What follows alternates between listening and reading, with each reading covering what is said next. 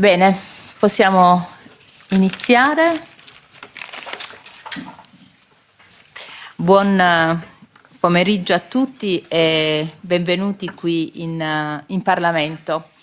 Prima di iniziare permettetemi di ringraziare Aurélie e Autism Europe per avermi proposto di organizzare questo interessantissimo evento, ponendo l'attenzione su un aspetto che spesso viene sottovalutato, ovvero il legame che vi è tra autismo e sport. Lo sport è molto più di una semplice attività fisica, è un linguaggio universale, un ponte tra le persone, uno spazio di crescita e condivisione. Per le persone nello spettro autistico praticare uno sport può rappresentare, credo che sia tutti d'accordo, un'opportunità straordinaria per sviluppare abilità sociali, motorie, cognitive e non per ultimo rafforzare la propria autostima e dunque migliorare la propria qualità di vita.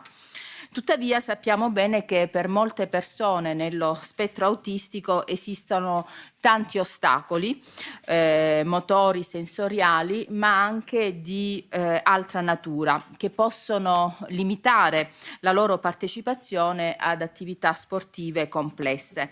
E qui quando dico questo penso a problemi di coordinazione, di equilibrio, di ipersensibilità sensoriale. Penso ancora alla mancanza di tutti quei programmi adattati e al personale sportivo non sempre adeguatamente formato e con le giuste competenze per poter essere accanto a questi ragazzi, a queste ragazze. E non per ultimo penso a tutti i disagi a cui le famiglie sono esposte, sia per quanto attiene il discorso economico che per quanto riguarda il discorso logistico. Ecco che tutte queste barriere dovrebbero da parte delle istituzioni essere in qualche maniera affrontate e dunque superate. Sono allora davvero felice di poter aprire questa conferenza inclusiva del progetto Sacree, un progetto ambizioso sicuramente, ma necessario e aggiungerei anche profondamente umano. Oggi siamo qui per parlare di sport e autismo, due realtà che quando si incontrano nel modo giusto possono dare vita a percorsi educativi straordinari. Da pedagogista, prima ancora che da europarlamentare delle istituzioni, credo sia fondamentale sottolineare quali siano i benefici legati all'attività sportiva per le persone con autismo. Lo sport, infatti, mi piace fare questa sottolineatura, non è semplicemente un'attività fisica, ma rappresenta una vera e propria forma di educazione, una scuola di vita capace di insegnare regole, di stimolare relazioni, di fare emergere anche tanti talenti nascosti, perché questi nostri ragazzi e ragazze hanno delle potenzialità che necessitano di essere sempre più manifestate.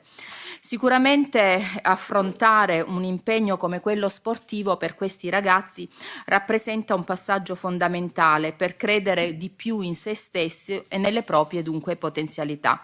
Significa uscire da uno schema di isolamento per entrare in una dimensione nuova, fatta di condivisioni, di prove, di errori, ma anche di successi. E soprattutto significa iniziare a guardarsi forse con occhi diversi, con un spirito diverso. Urgente si fa allora la necessità di riscoprire il significato autentico dello sport. Dobbiamo interrogarci come società civile su cosa rappresenta lo sport. In un tempo come il nostro, un'educazione sportiva nella sua accezione più ampia, ovvero sociale e morale, si configura come una dimensione essenziale per poter vivere e vivere una vita di qualità.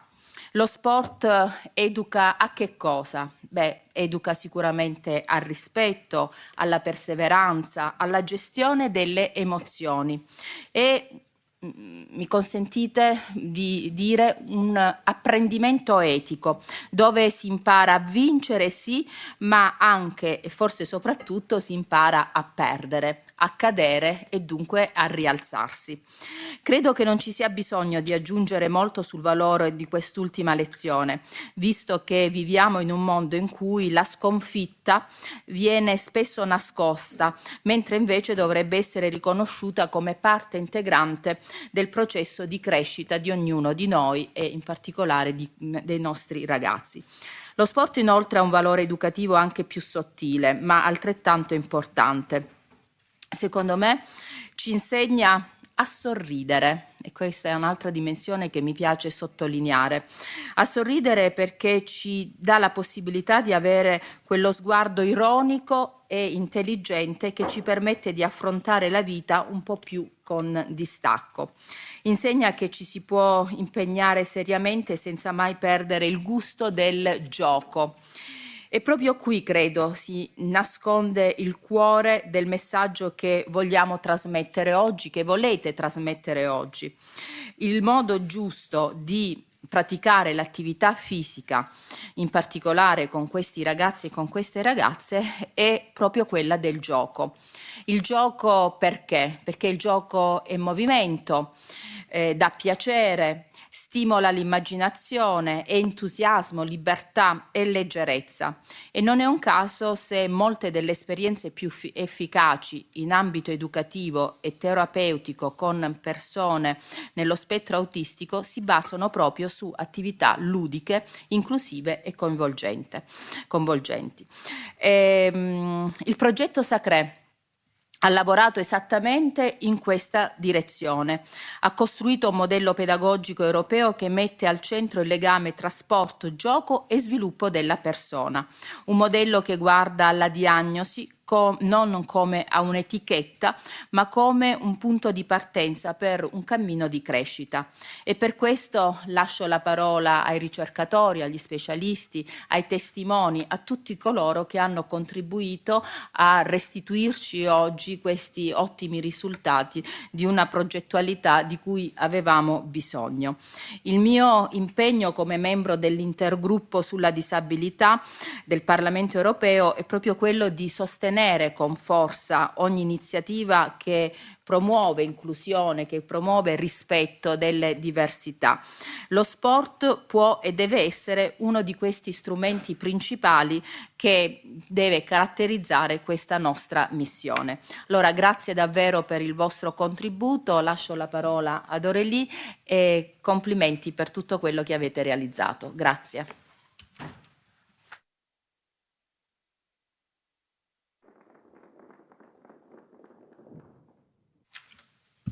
Grazie mille Chiara, Gemma, grazie mille, merci beaucoup. Thank you very much for hosting us today and your support for facilitating this discussion on this important topic. Welcome to everyone, either in the room or online. We are very happy to see such a large attendance. It proves that it is a very, very key topic.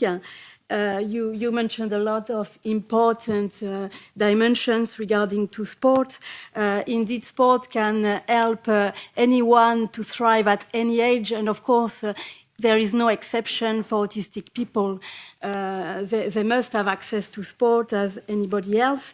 Unfortunately, too often there is still some barriers, accessibility barriers for them to access sporting activities. So that is the goal of the Sacree project, which stands for Sports and Autism from a Scientific Diagnosis to the Creation of a Pedagogical European Model. We aimed at designing some practical knowledge and tools for all stakeholders to overcome these barriers and facilitating accessibility. It is essential to keep in mind that there is not a one-size-fits-all solution to promote access to sport because everyone is unique. Therefore, the Sacree project uses a person-centered model to adapt to various situations, structures, and contexts.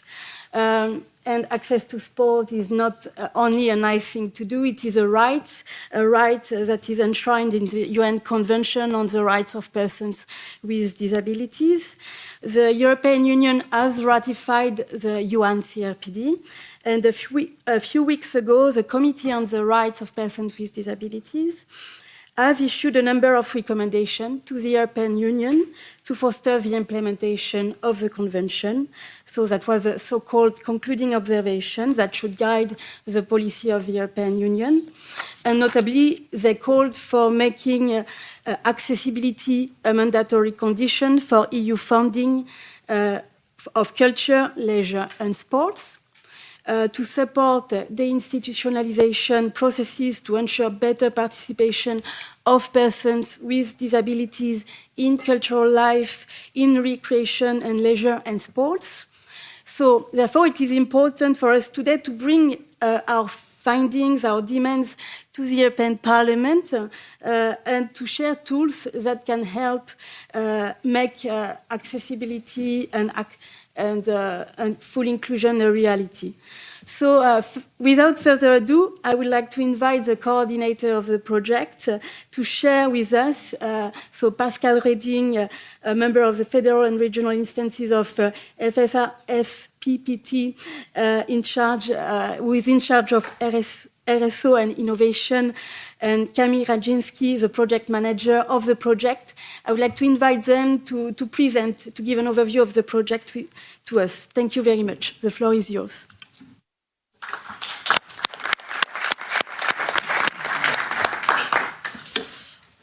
Merci beaucoup. Merci pour vos mots, Madame la députée. Donc bonjour à tous et à toutes. Moi, je suis très très heureuse, un peu émue aussi, je vais le dire, comme ça détend.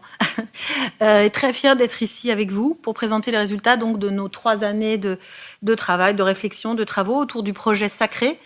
Alors l'acronyme, mais c'est sport et autisme, du diagnostic scientifique à la création d'un modèle pédagogique européen. Et dans ce lieu symbolique particulièrement important qu'est le Parlement européen, pour moi symbole d'espoir, et du travailler ensemble et du vivre ensemble au service de tous les Européens. Ce sont des mots qui sont souvent galvaudés, mais je pense qu'ils sont extrêmement importants. Et la notion d'humain, comme vous l'avez dit, est vraiment très, très fondamentale. Donc je vais remercier beaucoup de gens. Je suis là pour ça, mais je pense que c'est très, très important après ces 3 années de travail. Donc merci à Madame la députée évidemment de nous accueillir et qui travaille plus particulièrement sur toutes ces thématiques qui sont très importantes. Merci à toutes et à tous d'être là dans cette salle, mais également à distance puisque nous avons un certain nombre de gens qui nous suivent à distance. Merci bien sûr à nos 5 copartenaires originaires, donc c'est la Belgique, la Croatie, la France, l'Italie et le Portugal, qui sont présents et avec lesquels nous avons co-construit ce projet. Donc, Autisme Europe pour la Belgique, Autism Susa pour la Croatie, l'Université Marie et Louis Pasteur de Franche-Comté pour la France, le club de football Romuléa pour l'Italie, Innovar Autismo pour le Portugal, et bien sûr la Fédération des ASPTT pour la France, dont la présidente Suzy Martin est présente, ainsi que notre médecin fédéral, je le dis parce qu'ils sont très impliqués sur ces sujets-là. Et nous avons également le directeur général. Donc voilà. Nous sommes très présents. Alors, merci également. Excusez-moi. Merci également donc à nos 3 intervenants. Jean Philippe Piat, qui est formateur coach et intervenant dans le domaine médico-social et auprès des personnes autistes. Marc Evers, champion paralympique de natation, qui représente les Pays-Bas avec une partie de sa famille. Et bien sûr, Christo Velkov, j'espère que je ne fais pas d'erreur, vice-président de Special Olympics, qui est une organisation à but non lucratif pour promouvoir le sport et lutter contre les discriminations. Ils nous raconteront tout à l'heure leur vécu, nous donneront leur point de vue lors d'une petite table ronde sur cette problématique, sport et autisme, et sur les travaux que nous avons menés. Alors juste en quelques mots pour revenir à la genèse en fait de ce projet, un petit peu d'histoire comme on dit, bon, très rapidement, vous inquiétez pas. L'idée de ce projet a pris sa source il y a à peu près 6 ans en arrière, en 2019, quand le responsable régional de la SPTT sur la partie sud Patrick Dalmasso, qui normalement nous suit à distance, j'espère qu'il est là, m'avait proposé de participer à un congrès international d'Autisme Europe à Nice, où j'ai rencontré Aurélie pour la première fois. Voilà, et c'est là qu'on s'est dit, tiens, il y a quelque chose à faire. Il n'y avait pas vraiment il y avait pas vraiment de représentants de gens qui faisaient sport et autisme. Il y avait juste je me rappelle, un club américain. Et donc, je me suis dit, ça, voilà, il y a quand même quelque chose à faire sur ce sujet-là. Alors nous, la Fédération des ASPTT avait déjà développé et mis en place un programme sportif spécifique destiné aux enfants autistes. Ce programme étant élaboré et mis en œuvre par l'ASPTT de Montpellier, qui est dans le sud de la France. Bon, tout le monde connaît peut-être Montpellier. Et je salue Magali Witt, qui est sa directrice administrative et qui est là avec nous. Et qui a été très, très active dans le développement et le déploiement de ce projet chez nous.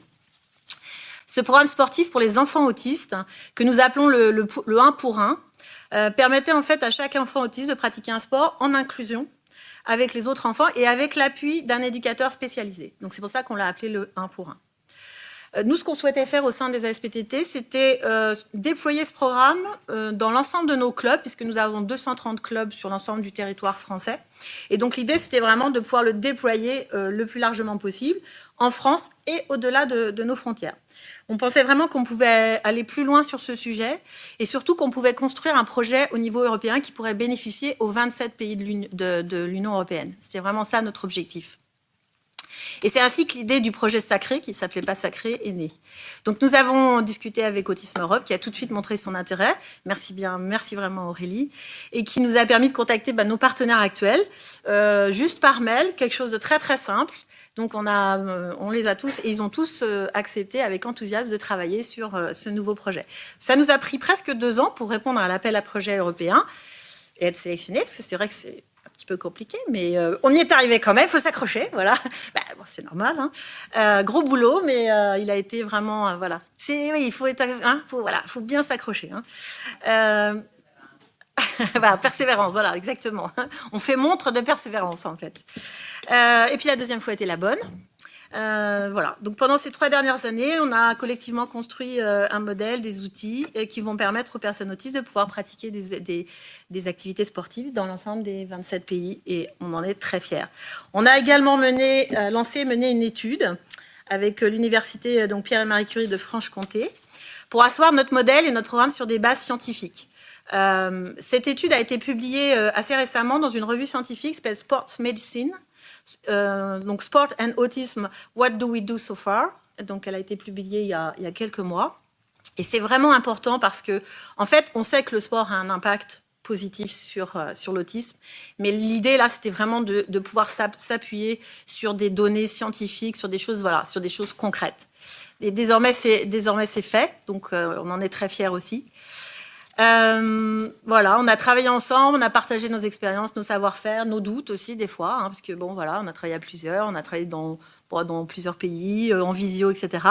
Et je vais répéter, c'est une phrase qui est assez commune, mais moi je l'aime bien, comme on dit parfois, seul on va plus vite, mais ensemble on va plus loin. Voilà.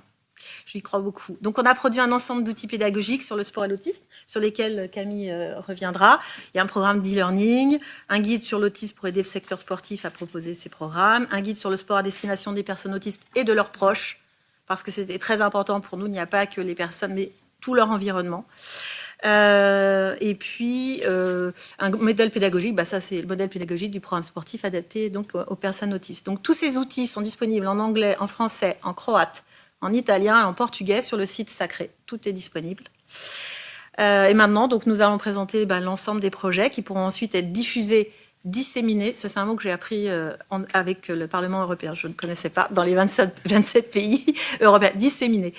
Je crois qu'on peut être vraiment fiers du travail qu'on a accompli, qui a été accompli par tous, au service des personnes atteintes de troubles autistiques, de leurs familles et de la communauté éducative. Tout ça, voilà, c'est un tout. Donc pour conclure, je voudrais remercier tout particulièrement Camille Rachinski, avec qui je travaille depuis le début, et puis Brice Boquillon avant, qui était la personne qui avait un peu démarré aussi le projet, qui ont été vraiment les chevilles ouvrières de ce projet. Et vraiment, merci beaucoup pour le travail sur la forme, le fond, enfin tout ce qui a été fait. Merci également à l'Agence du sport français, au CNOSF, un comité national olympique du sport français, qui nous a aussi accompagnés sur les différentes étapes, notamment quand on a monté le projet. voilà, quand on a monté le projet au démarrage. Merci, merci à tous. Voilà, j'ai beaucoup dit merci. Merci Camille, je te laisse la parole. Merci Pascal.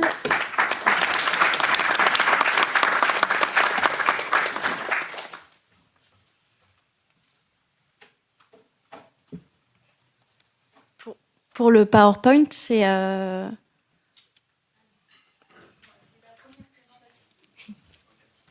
Merci beaucoup.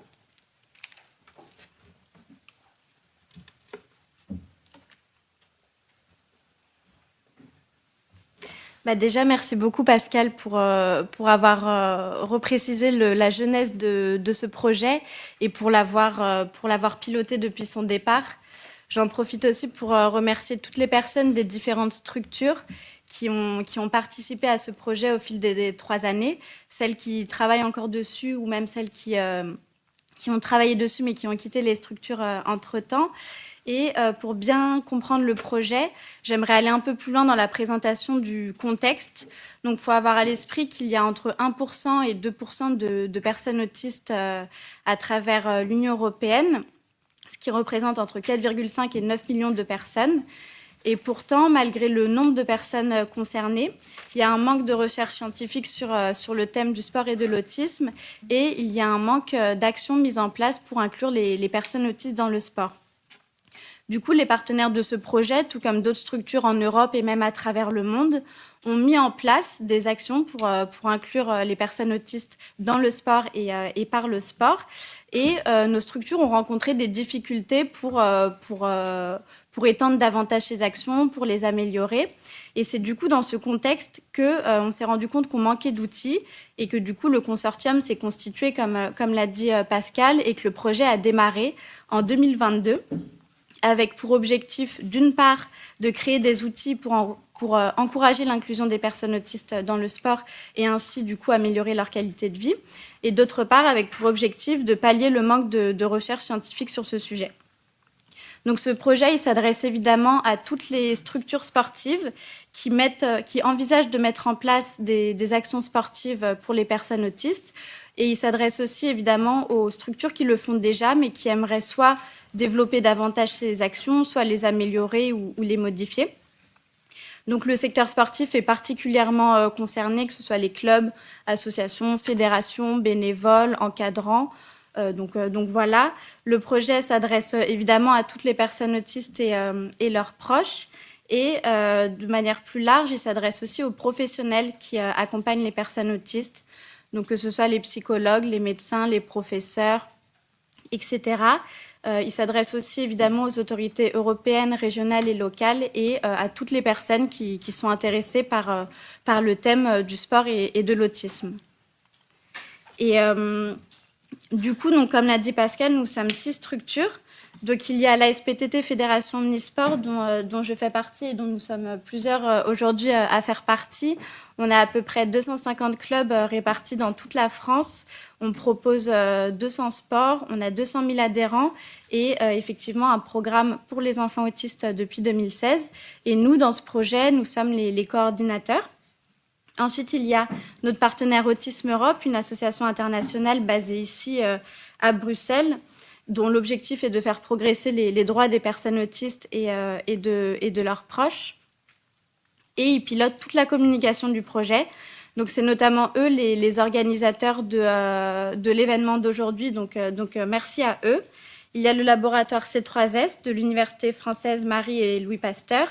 C'est un laboratoire de recherche qui étudie l'activité physique et sportive.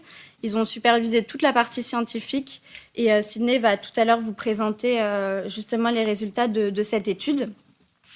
Il y a aussi le partenaire croate SUSA, donc c'est une union d'associations, de 14 associations avec également pour objectif d'améliorer la vie des personnes autistes et de leurs proches. Eux, ils ont piloté toute l'élaboration des premières versions des outils qu'on va vous présenter tout à l'heure. Et il y a aussi notre partenaire SS Romulea, donc un club de football basé à Rome, en Italie, qui promeut le football inclusif avec une équipe mixte composée de joueurs neurotypiques et de joueurs autistes. Et ils ont pu participer à toutes les tâches de ce projet, notamment en nous partageant leurs bonnes pratiques en matière de sport pour les personnes autistes, vu que leur modèle était déjà une réussite. Et enfin, notre partenaire portugais, Innovar Autismo. Donc, c'est une association portugaise qui promeut aussi le droit des personnes autistes. Et ils ont également contribué à toutes les tâches et ils ont pu partager leur expérience qu'ils avaient dans les projets européens et aussi leur connaissance de l'autisme. Et donc, tous ensemble, on a travaillé pendant 3 ans sur ce projet en suivant 5 étapes, pardon. Donc la première, ça a été la collecte d'informations sur le contexte scientifique. Et Sydney va développer un peu plus ces points-là. Ensuite, il y a eu l'élaboration des premières versions. Et pour nous, c'était important, une fois d'avoir des premières versions, de les soumettre à l'avis de personnes autistes, à l'avis du secteur sportif, d'experts de l'autisme, pour avoir leur avis et en faire des versions améliorées. Ensuite, il y a une période de test que Sydney va vous développer. Puis, on a à nouveau amélioré et finalisé ces outils en les soumettant à nouveau à l'avis des bénéficiaires de ce projet. Et du coup, on a pu, grâce à ces avis, faire nos versions finales. Et là, du coup, on est dans la 5e étape, donc la diffusion de ces outils. Et du coup, l'événement d'aujourd'hui est une étape vraiment clé là-dedans. Comme l'a dit Pascal, le but, c'est vraiment de les faire connaître au maximum. Et donc, nous, on va vraiment essayer de les partager le plus possible aux associations, aux fédérations, à toutes les parties prenantes concernées par ce sujet. Et du coup, pour comprendre ce projet, je voulais aussi mettre en avant quelques points clés. Déjà, c'est que Pascal l'a déjà un peu dit, mais l'étude scientifique, elle est vraiment importante pour nous car elle légitimise notre projet en lui donnant une valeur scientifique. Ensuite, je l'ai déjà évoqué, mais c'était très important pour nous d'impliquer des personnes autistes, des personnes du secteur sportif et des experts de l'autisme tout au long du projet. D'une part, pour connaître leurs besoins et leurs attentes, et d'autre part, pour leur proposer ce qu'on est en train de faire et les faire intervenir pour améliorer le projet. Et le dernier point, c'est que, évidemment, le projet, ce n'est pas une fin en soi. On a conscience que le chemin vers l'inclusion est encore long, mais on espère que le projet pourra contribuer à d'autres projets pour qu'il y ait de plus en plus de projets, de plus en plus d'outils créés et évidemment de plus en plus d'actions pour permettre aux personnes autistes de faire du sport. Et avant de laisser la parole à Pietro, je vais vous présenter l'un des outils que justement on a créé et Pietro vous présentera les autres. Mais donc on a fait un outil e-learning, donc c'est une sensibilisation à l'autisme pour aider le secteur sportif à accueillir des personnes autistes. On l'a créé avec 3 modules. Il y a un premier module qui est sur l'accueil et la sécurité des participants. Donc, c'est un module qui présente les caractéristiques de l'autisme à connaître, les bienfaits du sport pour ce public, des points clés à avoir à l'esprit pour assurer leur sécurité et leur bien-être. Ensuite, le deuxième module, il est sur l'animation d'une séance. Donc, on présente des stratégies de communication adaptées à ce public. On présente aussi des conseils pour structurer la séance, que ce soit structurer l'environnement ou structurer le contenu même de la séance. Et il y a un troisième module qui est plus de la méthodologie pour justement donner des conseils aux structures qui aimeraient lancer un projet sport et autisme, mais qui ne savent pas forcément comment s'y prendre et par quoi commencer. Donc, c'est quelques points clés de méthodologie. Donc, on a essayé d'en faire un outil agréable à suivre en mélangeant du support texte, des quiz, des vidéos animées, un podcast d'introduction et de conclusion. Et comme tous les outils, il est disponible en 5 langues, évidemment gratuitement, sur le site du projet européen. Et voilà, donc ça c'est un des outils. Pietro va vous présenter les autres dans quelques instants. Mais merci à toutes et à tous pour votre attention. Et Pietro, je te laisse la parole.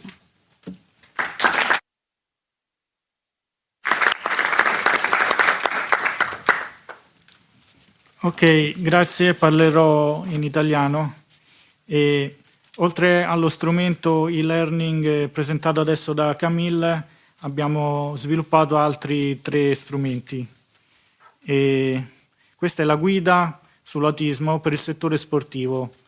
E fa conoscere la conoscenza di base sull'autismo. E poi abbiamo suggerimenti per supportare le esigenze specifiche degli atleti autistici nelle attività e negli ambiti sportivi. Infine, i consigli per le organizzazioni che intendono sviluppare programmi sportivi per le persone nello spettro autistico. Questo secondo strumento è la guida per le persone autistiche e le loro famiglie. C'è una presentazione, the previous slide. C'è una presentazione degli effetti benefici dello sport per le persone nello spettro autistico e una guida e suggerimenti per aiutarvi a scegliere uno sport adatto alle vostre esigenze.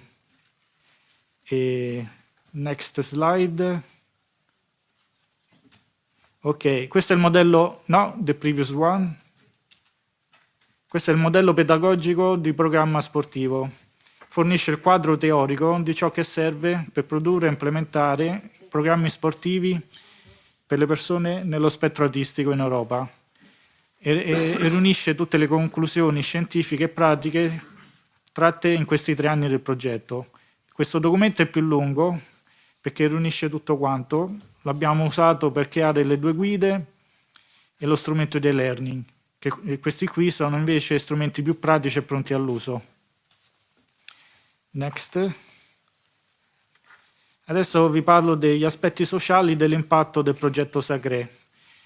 Che cosa è cambiato in questi 3 anni nelle nostre attività sportive? Per esempio per la SS Romule Autistic Football Club in Italia abbiamo raddoppiato il nostro staff, gli atleti sono aumentati del 50%, sia nello spettro autistico e non, e abbiamo un nuovo campionato di calcio inclusivo, e abbiamo aumentato i test motori, cognitivi e sociali per i nostri atleti e gli allenamenti sono personalizzati per i diversi profili dei nostri atleti e i nostri allenamenti sono ancora più strutturati. Next, please. Per la federazione, next slide. Per la federazione ASPTT in Francia è in corso per la prossima stagione sportiva la rielaborazione della gamma dei loro sport e quindi apriranno gli sport anche agli adulti autistici. E poi ci sarà un'offerta di formati diversi dall'1 a 1, in cui c'è un atleta autistico insieme a un allenatore. E infine ci sarà un maggior numero di persone autistiche partecipanti praticanti lo sport all'interno dei vari club ASPTT. Next slide. Per l'Unione Croata delle Associazioni per l'Autismo, e in questi 3 anni i progressi degli atleti sono stati misurati e monitorati scientificamente. Sono aumentate le informazioni sulla qualità del lavoro e grazie a Sacree c'è un nuovo modo di presentare i risultati alla comunità e al pubblico. E per innovare autismo in Portogallo, in questi 3 anni c'è stato un aumento della domanda da parte degli allenatori che cercano più formazione. E infine l'inclusione di un maggior numero di giovani nelle associazioni sportive. Ok, next. E invece cosa è cambiato in questi 3 anni nell'esperienza vissuta dei nostri atleti, delle famiglie, degli allenatori e delle strutture sportive? Per esempio per la SS Romule Autistic Football Club è una comunicazione più aperta e sincera che ha creato un ambiente più rilassante e motivante, sia dentro sia fuori il campo. Poi relazioni più forti, basate sulla fiducia e sul rispetto reciproco, una condivisione comune di emozioni ed esperienze, maggiore competenza tecnica del nostro staff, crescita personale e professionale dello staff, strategie più innovative e gestione più efficace delle sfide quotidiane da parte del nostro staff. Abbiamo anche un campo di calcio più grande per i nostri allenamenti e più attrezzature sportive e maggiore visibilità nell'ecosistema Romulia. Next.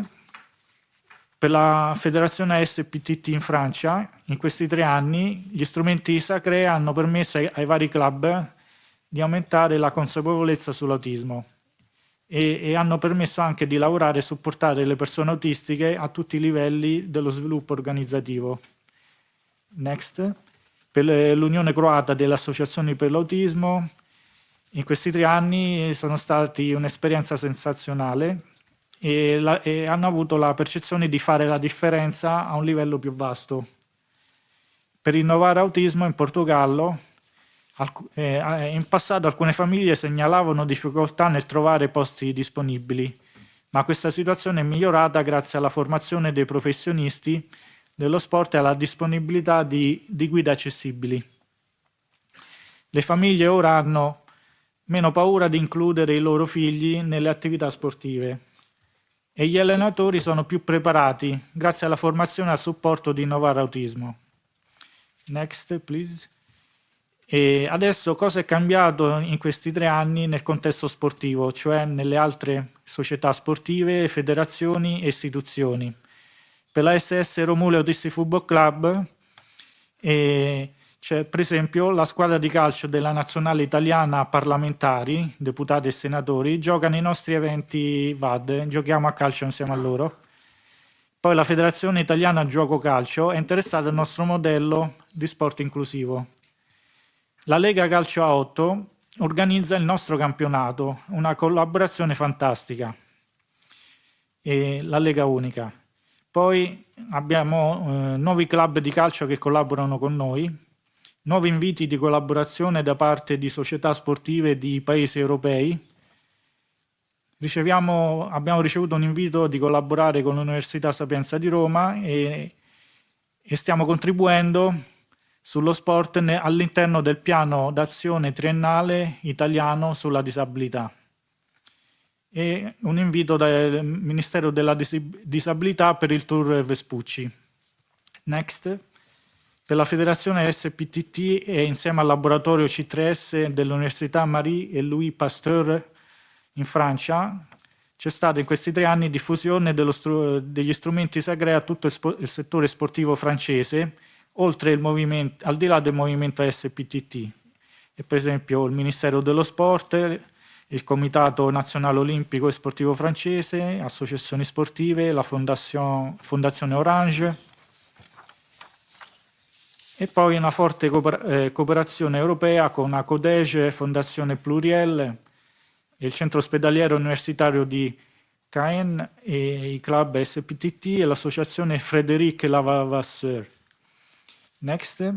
Per l'Unione Croata delle Associazioni per l'Autismo c'è stato in questi 3 anni un contatto con alcuni programmi sportivi che non facevano parte della rete QA e ci sono nuovi allenatori veramente motivati che hanno condiviso la loro esperienza e le loro conoscenze sia lavorando al nostro progetto sia fra di loro. Per Autismo Europa la collaborazione con europarlamentari e con Special Olympics che abbiamo come ospite. E invece per Innovare Autismo, Portogallo, in questi 3 anni una maggiore rete fra gli allenatori sportivi che ha portato all'inclusione di un maggior numero di giovani nelle attività sportive. E infine maggiore coinvolgimento dei consigli comunali nella promozione dello sport inclusivo. Next. Infine, cosa è cambiato in questi 3 anni nei mass media? Abbiamo disseminato in modo proficuo il progetto con 6 newsletter, 20 articoli sul sito web, 10 documenti da scaricare e 60 post sulla pagina Facebook ufficiale di Sacree. E poi vari congressi ed eventi. Qui c'è l'elenco, per esempio, congresso sugli sport adattati in Portogallo, le Olimpiadi dell'autismo in Francia, le giornate di studio francofone sull'attività motoria adattata in Francia, il webinar Erasmus Plus in Francia, il pomeriggio delle buone pratiche di Autismo Europa, l'evento Europa su tutti i campi, organizzato ai giovani europei e sport di citoyenneté Francia. Oggi questo evento qui al Parlamento europeo. Ok. E in futuro, a settembre, abbiamo un poster di Sacree al 14° congresso internazionale scientifico di Autismo Europa in Irlanda. E poi da notare i nostri partner in ogni paese ha organizzato eventi, congressi e divulgato il progetto durante i vari incontri. In aggiunta, per la SS Romule Autistic Football Club abbiamo ottenuto maggiore visibilità sui mass media, ottenuto interviste e servizi TV nei canali pubblici nazionali italiani e una nuova collaborazione con un giornale sportivo. E infine Innovare Autismo Portogallo, maggiore visibilità del progetto e maggiore opportunità di inclusione attraverso lo sport. Grazie. E adesso la parola a Valerio De Carli, il nostro allenatore della SS Romulea, Autistic Football Club. Grazie a tutti, buonasera. Scusate l'emozione, per me è un grandissimo onore venire qua di fronte a una platea così importante. Per questo ringrazio gli onorevoli europarlamentari, i delegati delle istituzioni politiche e sportive, i partner europei del progetto Sacree, gli atleti, qualcuno è anche qui, rappresentanti della comunità autistica sportiva.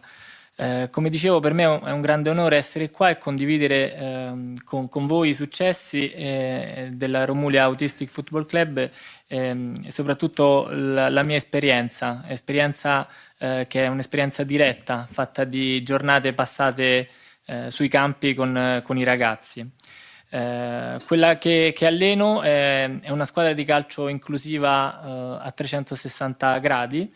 È una squadra che apre le porte a tutti gli appassionati di calcio e offre un'opportunità unica agli atleti nello spettro autistico, perché fornisce loro degli strumenti tecnici e tattici necessari per trovare soddisfazione nella realizzazione di questi e quindi nella realizzazione di se stessi attraverso lo sport. Il nostro obiettivo è proprio quello di favorire attraverso il calcio la crescita dell'autostima e rafforzare la convinzione nel raggiungimento di obiettivi personalizzati. Il progetto Sacree ci ha aiutato in questo. Siamo riusciti, grazie al progetto Sacree, a elaborare un modello di programmazione didattico innovativo. Questo modello non solo ha migliorato le capacità individuali degli atleti, ma li ha inseriti anche in contesti sportivi sia ordinari che in contesti sportivi adattati alla realtà dello spettro autistico, come per esempio il campionato al quale partecipiamo, che ha un nome ben evidente, si chiama Lega Unica. E questo, dicevo, ha permesso di sviluppare un forte senso di gruppo e un coinvolgimento attivo da parte di tutti i partecipanti. È stato veramente emozionante durante tutti questi anni vedere come i ragazzi neurodivergenti e neurotipici abbiano stretto legami significativi ben al di là di quelli che abbiamo visto in campo. Quindi quello che abbiamo lavorato in campo siamo riusciti a trasmetterlo anche al di fuori. Next slide. La squadra, tra l'altro, celebra quest'anno i 10 anni di attività. Dal 2019 abbiamo raccolto dati, registrato progressi significativi, non solo in termini di risultati sportivi, di match, ma proprio in termini di emozioni e nelle dinamiche sociali che si sono sviluppate. Abbiamo, per me, dimostrato come il calcio possa essere un potente veicolo di inclusione, favorendo attività che uniscono e migliorano gli aspetti sociali degli atleti nello spettro autistico. Next slide. Vorrei concludere con un appello ai colleghi. Come tecnico UEFA B e come tecnico abilitato paralimpico per il calcio, questa esperienza ha rappresentato per me un momento di forte crescita, sia professionale che personale. E vorrei in questa sede così importante invitare tutti i tecnici e gli operatori sportivi a considerare l'inizio di un percorso all'interno di uno sport inclusivo, perché credo che attraverso questo i valori dello sport possano veramente trasformarsi in valori universali e trasversali, portando benefici all'intera comunità. Vi ringrazio per l'attenzione e rinnovo i miei saluti. Grazie.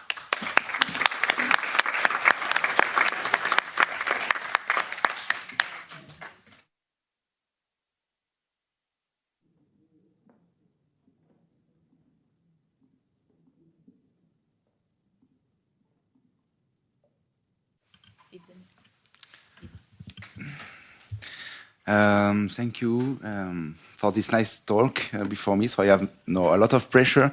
I want to thank you all in this room, and particularly our partner for this amazing experience we had during almost 4 or 5 years, if I also count the project writing. And I know it's sometimes tough to work with scientists. So let me present you the scientific outcomes of this project. So first of all, the team involved behind the project was Dr. Célia Rufino, Dr. Nicolas Guignot, myself, and 2 master degree students, Rémi and Nathan. And we had the amazing help of 2 structures based in Dijon and Besançon, so respectively Acodège and Pluriel. So for those who don't know, we are in the east of France, here exactly, and we implemented a lot of tests in those 2 structures. So our role in the project was in a few steps. First of all, to gather all the scientific knowledge about sports and autism, to review what is done in the field through interviews and survey, and to implement some in-field tests. So let's begin with the first step. So we wanted first to know what we know about autism and sport scientifically. So interesting fact, when you type the keyword autism in a database like PubMed, you find more than 50,000 outcomes in the PubMed. But when you associate this keyword with sports, you come below 2,000 studies. And we refined our research on the literature by only taking into account the studies that actually evaluated the effect of one program. So removing other reviews or case studies. But you can see that this topic is trendy because there is a huge increase of research over the last years, as you can see on the graph. So finally, in our review of the literature, we were able only to find 90 papers over 20 years of science on autism and sport. So it's quite a few according to this important topic. So we published this review recently, and we were able to extract some global recommendation about autism and sports, and to see that a lot of activities were suitable, basically all of them, and it was downloaded almost 8,000 of time over a few months. So it indicates the audience we have on this topic, despite the lack of scientific research. So what is interesting is to go further into the literature and to look at the domain that were assessed with autism and sports.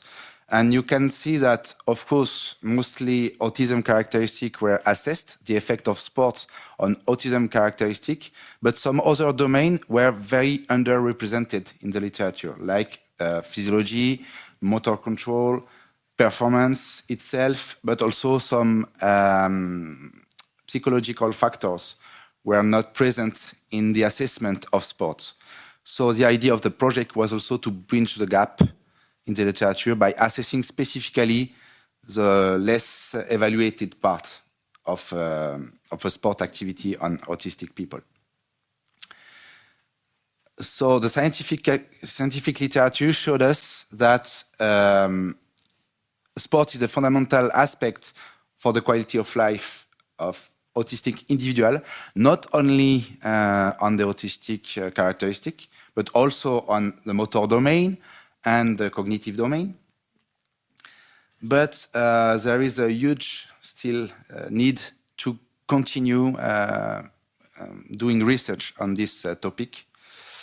And the idea is not to test the effect of one program of a certain duration, but also to integrate sport in the daily life and to cultivate a long-term commitment to sports. So one of the most important outcomes of the scientific literature, basically all the kind of sports are suitable for autistic people. There were no activity contraindicated. The main criteria was always the personal preference of the practitioner.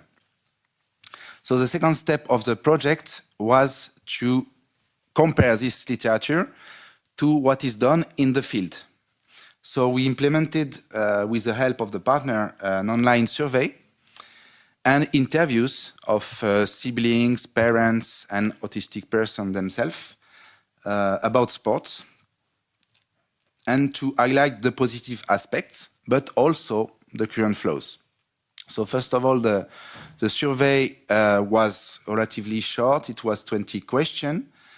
And the first question was, do you practice sport? And if you reply yes, you were directed to a specific part on what kind of activity you practice. And if you replied no, of course, the main question was, why don't you practice sports?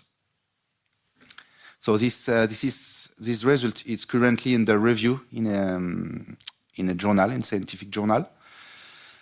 So we gathered more than 500 answers thanks to the dissemination of the survey by the partners, so in 5 different countries.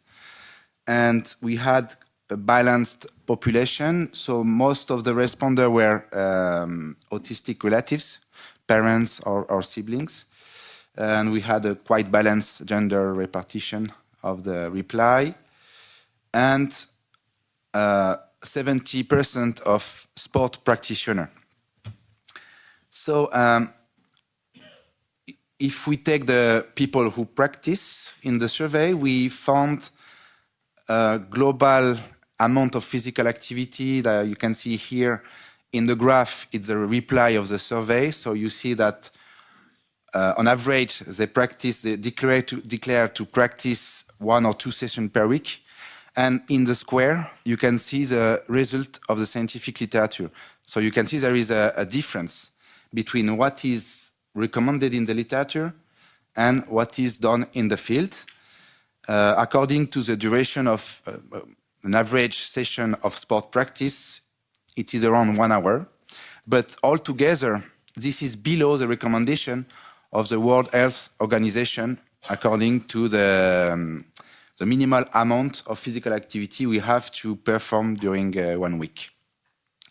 But in the answer we got, a lot of activities were cited, but mostly aquatic activities were reported, various activities. But we can see that accordingly to the scientific literature, basically any kind of sport was reported for the autistic person. And most interestingly, for the people who don't practice sport. So the question was simple: why don't you practice? And the answer is quite unanimous: a lack of accessibility of sports, mostly because there is no organization close to their place that propose activity for this population, or they don't know where to go. This is more than 80% of the total response. So, in addition to that, we also implemented interviews on people who practice sports, or parents, or relatives. So we got a lot of interesting stuff. I will not put everything here, but we got negative things like a gap between the behavior of the people around autistic person in the sports organization, a lack of accessibility again, mostly because there is a lack of knowledge from the sports organization on how to welcome autistic person, and some of the specific structures that can welcome autistic person to practice sport are reported to be too expensive or too far. And also people reported to struggle practicing sport because of the autistic characteristic, like the sensitivity. But we also got positive things from the interviews, like as we saw in the scientific literature, the personal preference is on the top of the criteria to choose an activity for someone. Socializing is an aspect that was reported by many interviewed. And some people were able to find compromise in sports club, like being able to isolate when they feel overwhelmed by too much sensation, or to socialize when they need to. So some structures are actually able to adapt to this population. So to conclude, when we ask the question to people who practice and to people who don't practice, the same answer is given. Is physical activity accessible enough for autistic people? And more than 70% of persons answer no. So there is still an important work to do to make it accessible. Many activities are possible. Mostly aquatic are reported, but in fact, a lot of sports is possible. The training volume is still in the field below the recommendation for physical activity. And there is still a lack of accessibility. The need to raise awareness of organization is on the top of the remarks we got. The last step of the project was to implement in-field tests to fulfill the gap in the scientific literature. If you remind, I showed that the motor and the cognitive domain, for example, were the less studied in the literature. And some specialists recommend to integrate those domains in the definition of autism. So those tests, our role was first to try them and to develop them to this specific population, because we used classical standardized tests to assess motor and cognitive function, but they were not adapted to autistic individuals. And we tested a population of autistic and non-autistic persons. So I will show you some examples that were gathered in the two organizations with which we worked, so the Codège and the Fondation Pluriel from Dijon and Besançon, respectively. And all the partners were involved in collecting data all around Europe. So I will not present all the tests, but some of the most significant ones. So we implemented a battery of 10 tests, physical, cognitive, and psychological tests. So if we take as an example one simple test, which is a gold standard to assess strength in individuals, so the grip strength with the dynamometer you can see on the screen. So we saw that the autistic, here it's children, presented lower strength on the grip as compared to non-autistic children. When we assess a more cardiovascular aspect of performance with also a standardized test, it's a 200-meter fast walk. So you have to perform the lowest time as possible in this test. So the autistic person performed slightly worse than the non-autistic person. We also use a standing long jump test to assess the power of the lower limb. It's also a standardized test, so we measure the distance of the jump. So it's also a coordinated test, because jumping forward requires a lot of motor coordination. So the autistic were not able to jump as far as the non-autistic group, So for now, on the motor domain, we can say that there is also a difference between non-autistic and autistic person. And when we go to a more cognitive aspect, we implemented the FITS task. It's a task that requires participants to draw a circle online, in between lines, without crossing the lines, so as fast as possible. So there are 4 different circles with increasing difficulty. So we are able to show that autistic and non-autistic person actually, despite a difference in global time, had the same motor strategy. The accuracy and the difficulty of the task is important, the more time you need. So actually, this is a similar pattern between autistic and non-autistic person. When we assessed here the cognitive function, which is called the cognitive flexibility, the ability to adapt during a movement, it's called the trail-making test. You have to connect dots in a specific order during a limited amount of time. So we can see that autistic children perform not as good as non-autistic person, but you can also observe a big variability in data, meaning that half of the group perform as well as the non-autistic children. We also assessed the selective attention. So selective attention is usually assessed with this kind of test. You have to spot bells in a sheet of paper full of a lot of symbols.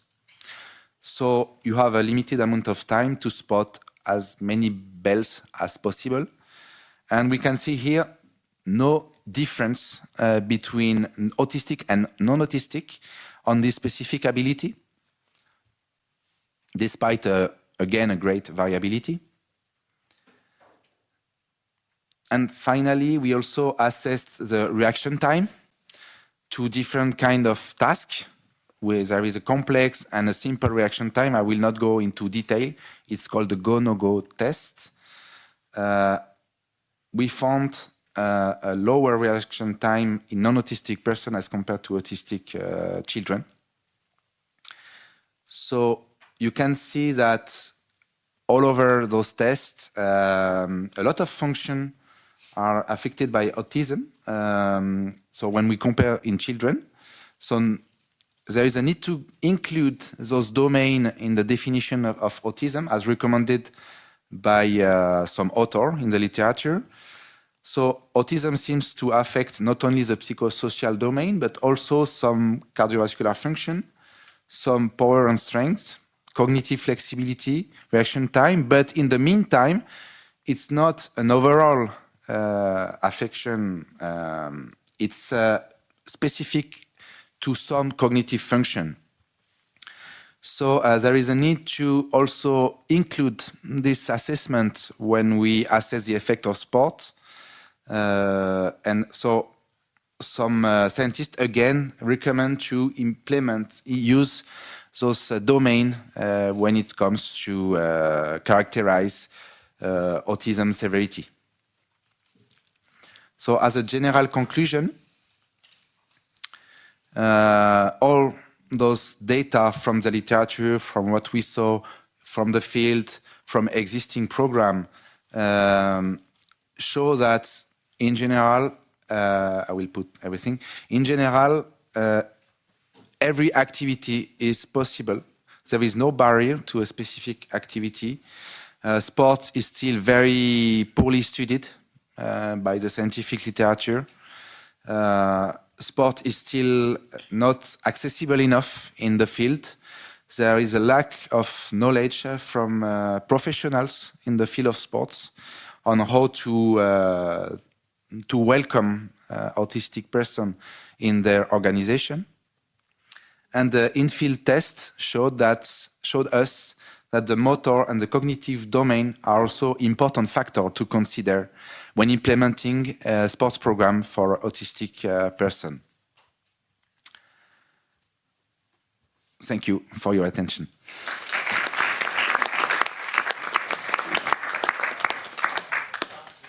Thank you so much, Sidney.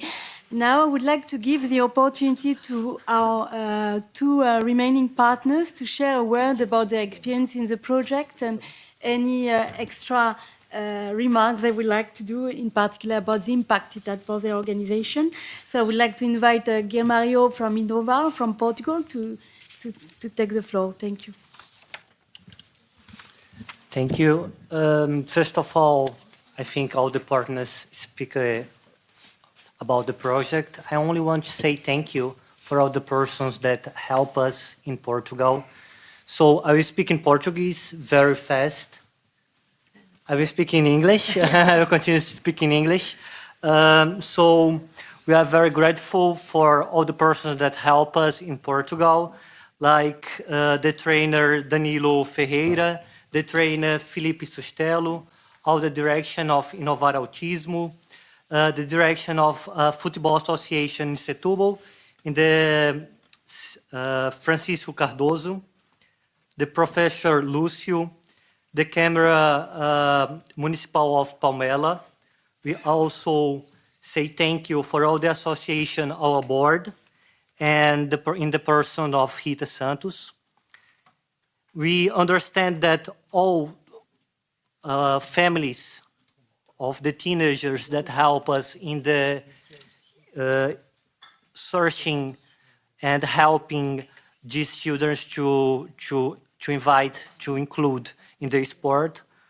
We also say thank you for all the persons in the CAVI and also in the project team from Innova, like Andrea Castanheira, Joana Simões, Mariana Bico, Inês Ribeiro, and Mariana Albino. And also a special thankful for Dr. José Miguel for help us always in the evaluation of the project. And well, all the persons that help us from Portugal to help this project doing well. Thank you.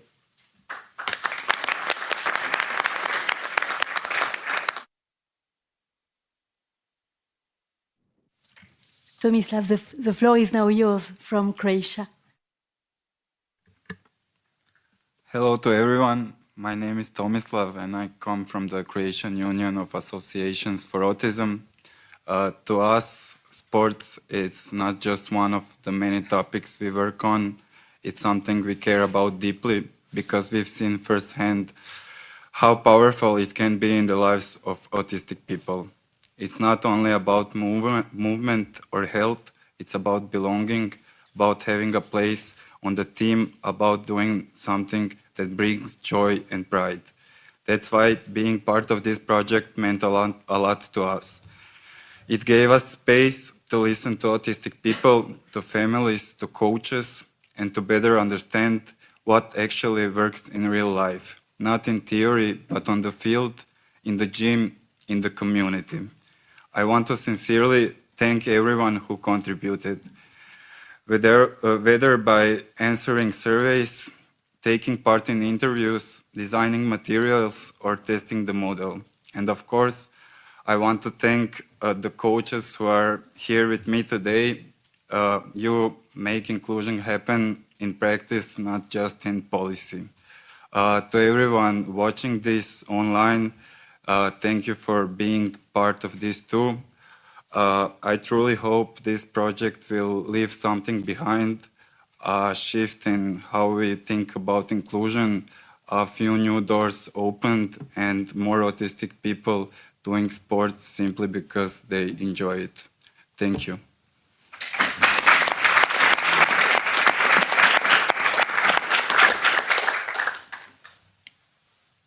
Thank you so much indeed, Tomislav, for these words. Now I would like to open the floor for questions from the audience in the room. If anyone would like to ask questions to the partners on the project, you're very welcome to raise your hand. Bonjour à tous. Je suis Jacques Roussel, le médecin de la Fédération sportive des ASPTT et médecin du sport. Le médecin voit le bon côté des choses, mais il voit aussi le côté un petit peu défavorable. L'accidentologie et la traumatologie, en termes donc, de pratique pour les personnes autistes, donc, vous a-t-elle permis de trouver des éléments particuliers, spécifiques, et quels sont les éléments de prévention qui peuvent être mis en amont pour éviter qu'il y ait donc des situations qui soient délétères, parce que, je l'ai bien entendu, Madame la députée a parlé de sport, et qui dit sport dit risque aussi de la pratique. Voilà. Donc j'aimerais savoir s'il y a des choses qui sont connues, voire des choses qui pourraient être travaillées dans le futur. Merci.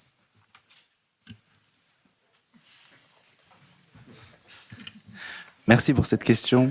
Apparemment, c'est à moi de répondre. Je vais répondre en français. Alors, effectivement, nous, ce qu'on observe d'un point de vue scientifique, c'est que le domaine moteur, par exemple, est aussi une caractéristique de l'autisme et que dans la pratique, sur le terrain, il y a peu de tests physiques qui sont faits. Seulement, certains spécialistes le font, comme justement à Rome. Ils font des tests physiques comme avec des sportifs de haut niveau. Et ça, c'est peut-être une chose qui permettrait de faire plus de prévention. Après, je n'ai pas de chiffres sur l'accidentologie des populations qu'on a étudiées, puisque c'est pas un critère qu'on a pris en compte. Mais voilà. Ça répond à la question. Elle reste ouverte, apparemment. Oui. Après, pour compléter un tout petit peu, d'un point de vue pratique, nous, on a aussi recensé les bonnes pratiques des clubs, des partenaires. Et du coup, on a recensé des conseils pratiques pour éviter les accidents. Donc déjà, par exemple, avoir conscience qu'ils ne ressentent pas forcément tous la douleur. Donc il y a une vigilance à avoir qui est bien plus grande que parfois. Que pareil, il faut être conscient qu'il faudra parfois dire à la personne quand elle doit s'hydrater, des choses comme ça un peu pratiques. Donc ça, c'est des conseils qui apparaissent dans nos guides. On préconise aussi d'avoir des casques anti-bruit pour éviter justement les surcharges émotionnelles, d'avoir, après le plus important, des personnes au minimum sensibilisées à ça pour pouvoir s'isoler avec la personne si besoin.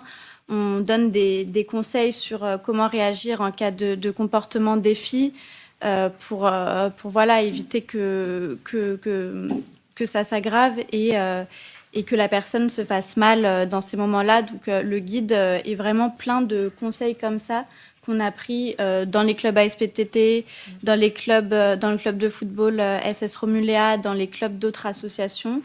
Et pour le coup, oui, on a conscience qu'il faut être d'autant plus vigilant à certains accidents.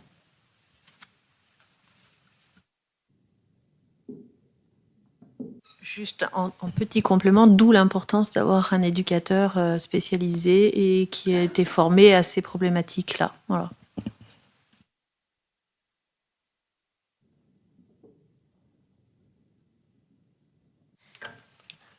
Absolument. Is there any other questions in the room? Thank you very much.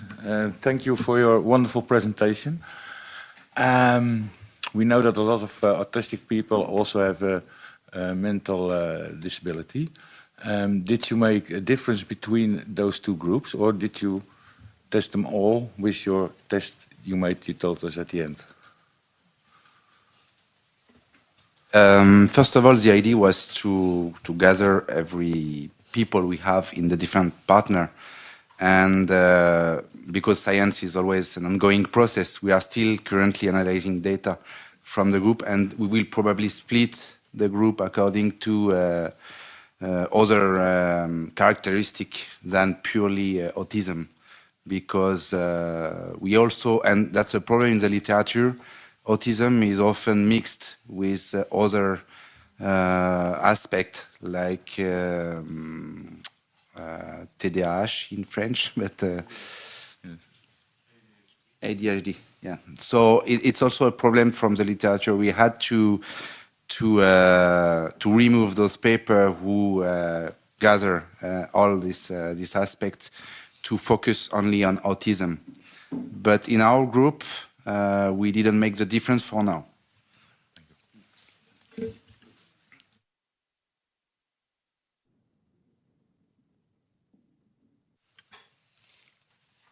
Any other comments or questions? No? Then thank you very much to our partners for these wonderful presentations and for sharing with a lot of heart what happened during these 3 years dedicated to the Sacree project. And now I'm very happy to welcome also some key stakeholders in the field of sports. We will share a bit their feedback on the project, and we will also explain how potentially they can use it and also their own activities in the field. So first of all, I would like to welcome Christo Velkov, the Senior Vice President of Strategic Development of Special Olympics Europe and Eurasia. Welcome, Christo. And we would love to hear from you about the objective of Special Olympics and their relevance for the autistic community, but also how can the Sacree project result be helpful in your own practice, in your own activities? Thank you. First of all, thank you very much for inviting us at this table, Madame la Députée, and everyone else, all the project managers. Thank you for inviting Special Olympics at this table, and why it is relevant for us to be here. First of all, Special Olympics is the largest disability inclusion multi-sport organization in the world. Now, that's a big statement. We're the largest because we're also very, very small. We understand the importance of being here, crafting policies, looking at tools to implement these policies.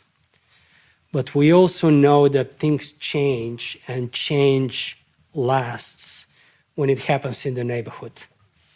Once we bring it there, then things stay. My son, my daughter, they don't know the word inclusion. They don't understand accessibility. They don't understand hard-to-reach groups.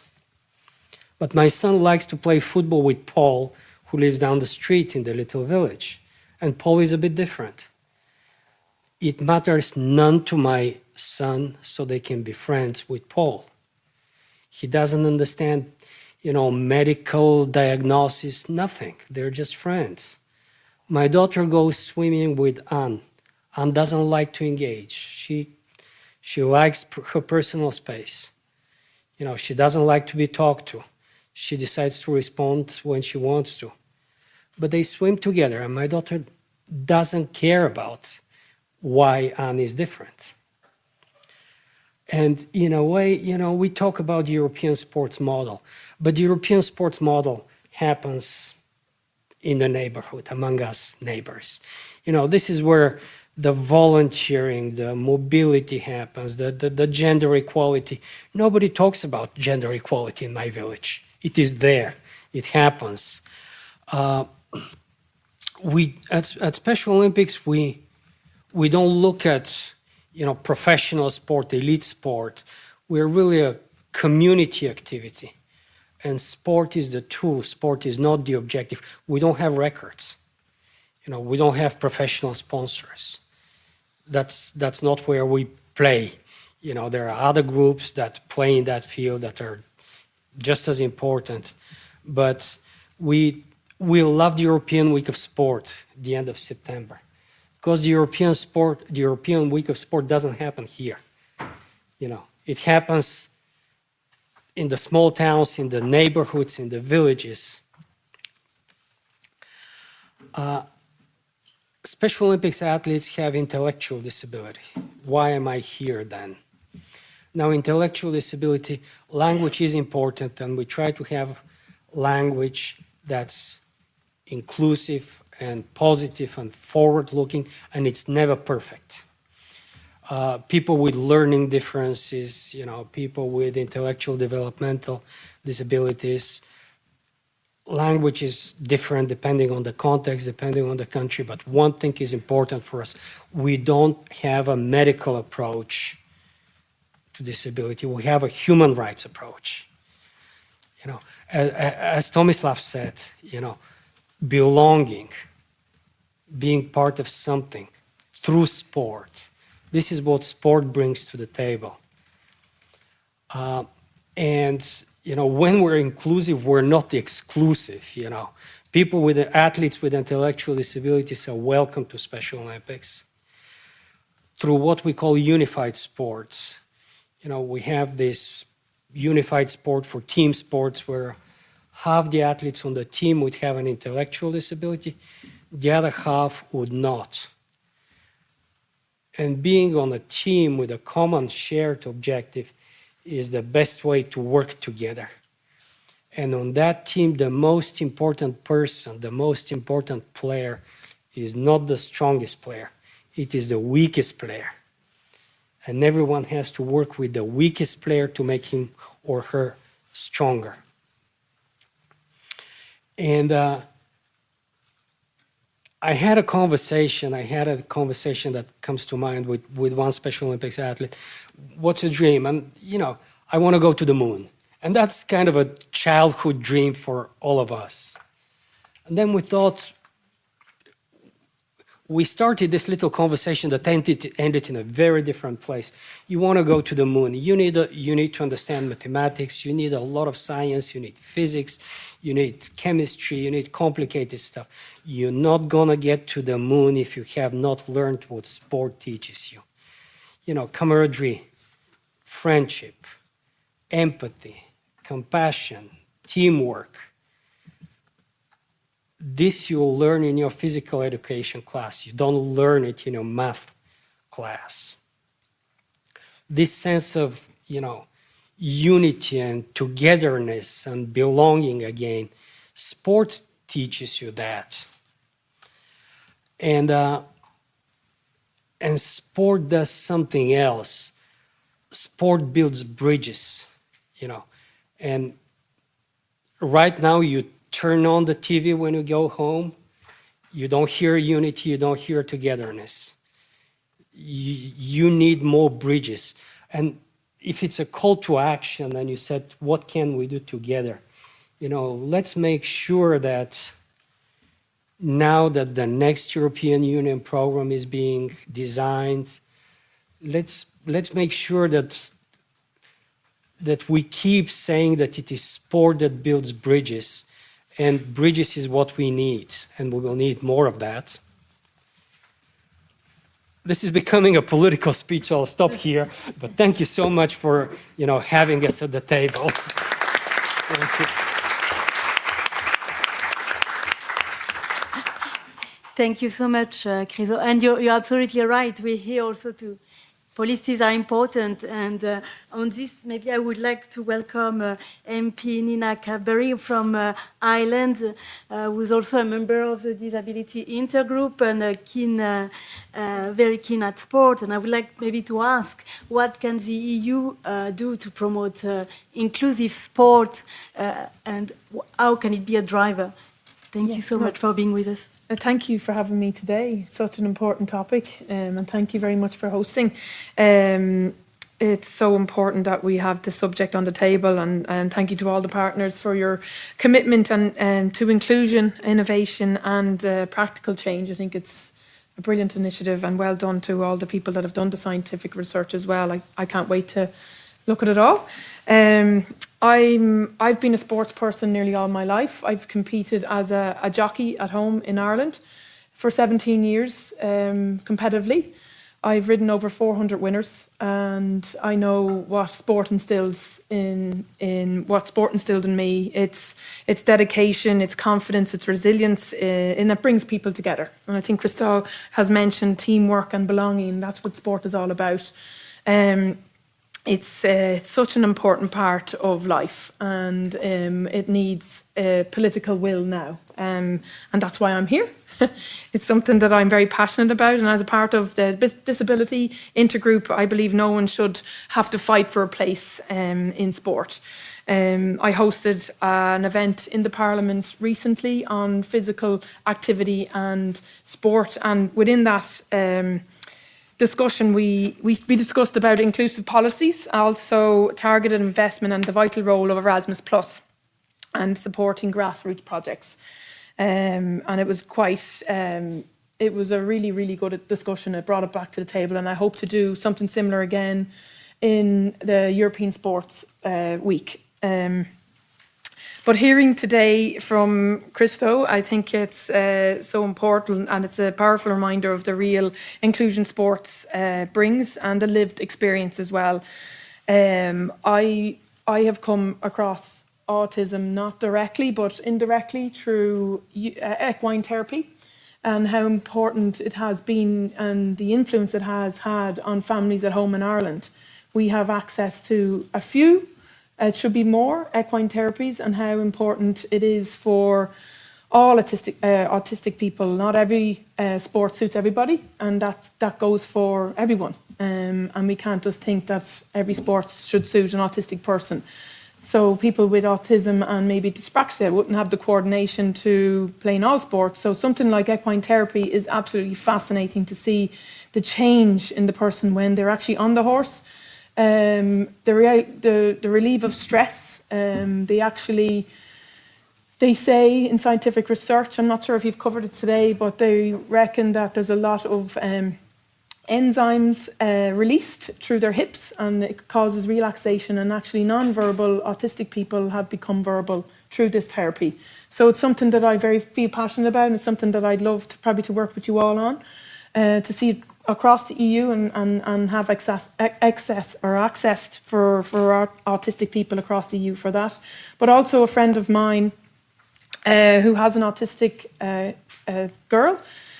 She was an amazing gymnast, and I think she's about 9 now, but during COVID she had a one-on-one gymnast, and she was doing exceptionally well, probably better than any Olympian at that age.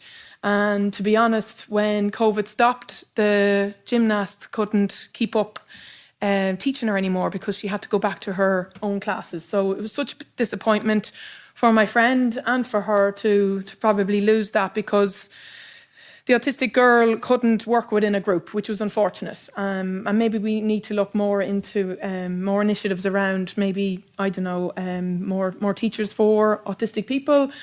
Let's put our heads together on that. I think it's so important. It's such a pity this girl has probably not really progressed the way she should.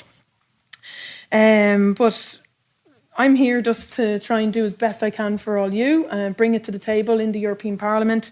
And I'm looking forward to hearing your findings as well. I do believe I can do a little bit for you within the Budget Committee. I believe we must now build on the momentum. And in Ireland, demand for Erasmus Plus and sports funding has tripled, and we've gotten better at taking down the funding.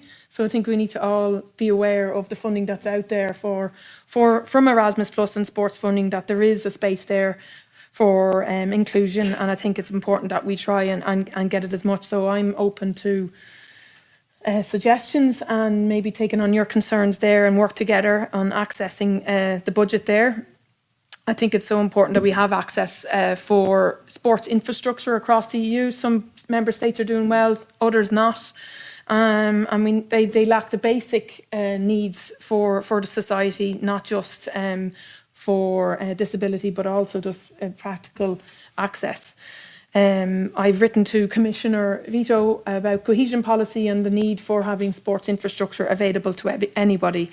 And I do think the European Parliament and the EU has a huge part to play in inclusive sports. And I do think the initiative of having European Games, which hopefully will be hosted in Ireland next year during our presidency, and hopefully we can see inclusion there. It's all about unity, and I think it'll be a great, building block for that. So thank you very much for having me. I'm looking forward to the engagement.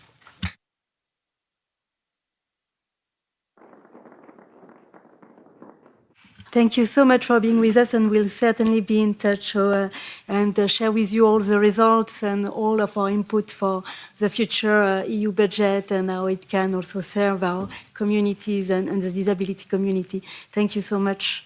Now I would like to give the floor to Jean Philippe Piat. Je vais parler en français. Jean Philippe est un coach et une personne autiste lui-même. Et alors, on est ravis de vous avoir avec nous aujourd'hui, Jean-Philippe.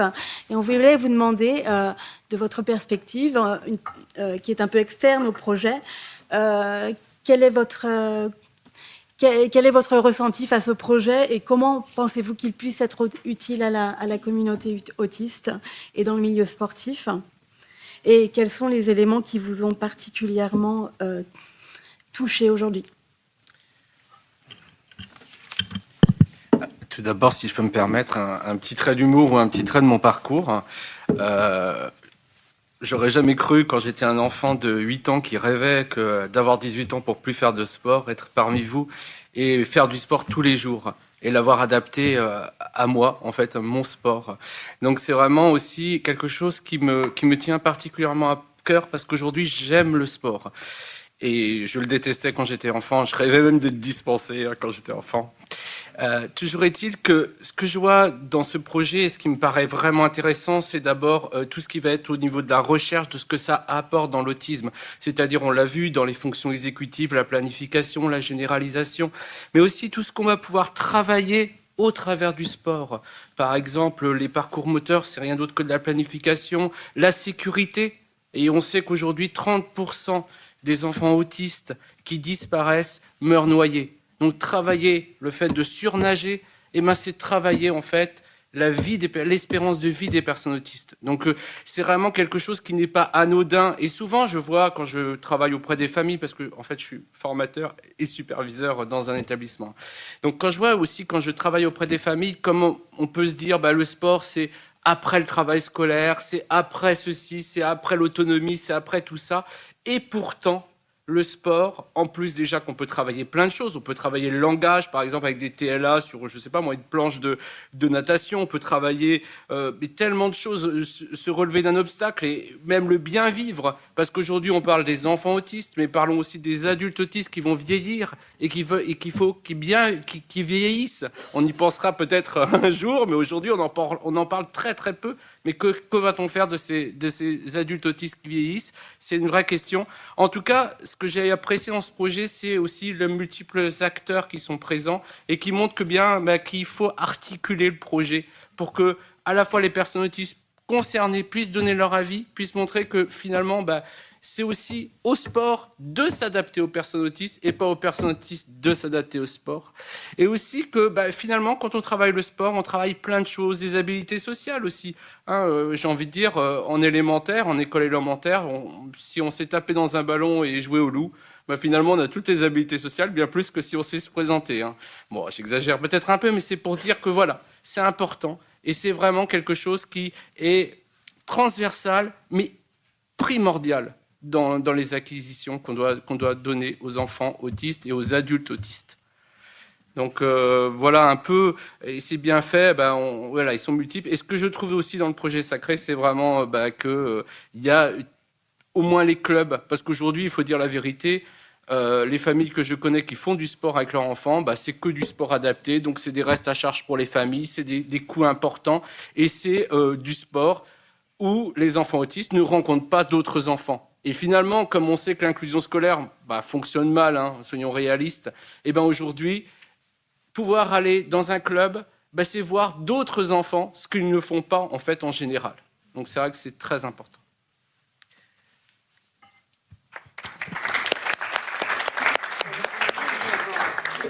Merci beaucoup. Et à ce sujet, je voulais vous poser, disons, la question suivante. Précisément, qu'est-ce qu'on peut faire pour rendre la société plus inclusive d'une manière générale, au-delà du sport, si vous pouvez partager votre expérience. Alors, déjà, rappeler que l'inclusion, c'est un processus. On n'est jamais arrivé au bout. Et ça, c'est très important.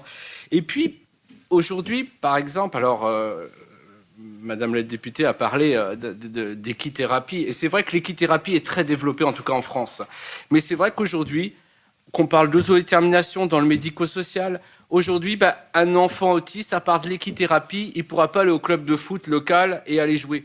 Et ça, c'est vraiment problématique. C'est-à-dire que finalement, il va être déjà plus dans l'autodétermination et on va lui laisser ce qui est possible. Et ça, c'est vraiment, on l'a vu tout à l'heure aussi dans les questionnaires, 75% des personnes qui, finalement, ont soit des problèmes pour trouver un club adapté, soit ne savent pas où le trouver, ou soit ne peuvent pas y accéder.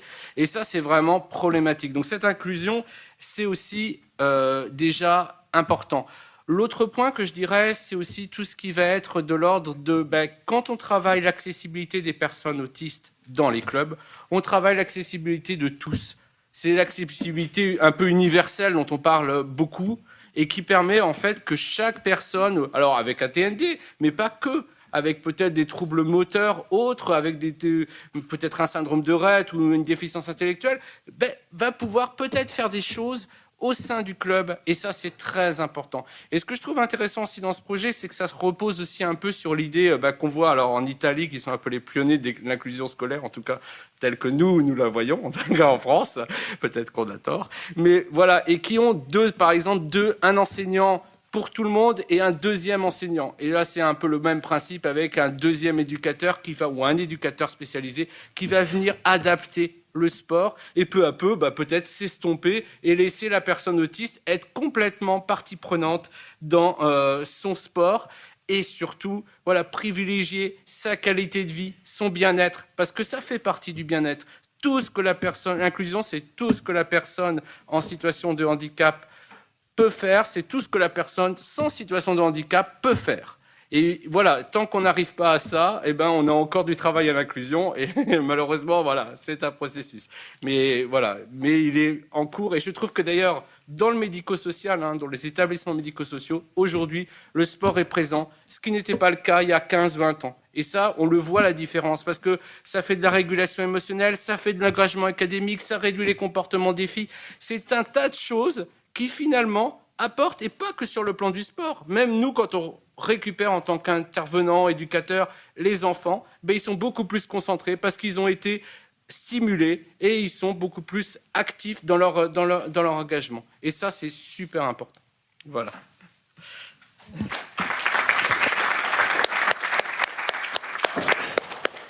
Merci beaucoup, Jean-Philippe, pour avoir partagé votre expérience et toutes ces remarques pertinentes aussi qui enrichissent notre perspective aujourd'hui sur le sport et l'accès et l'inclusion en général.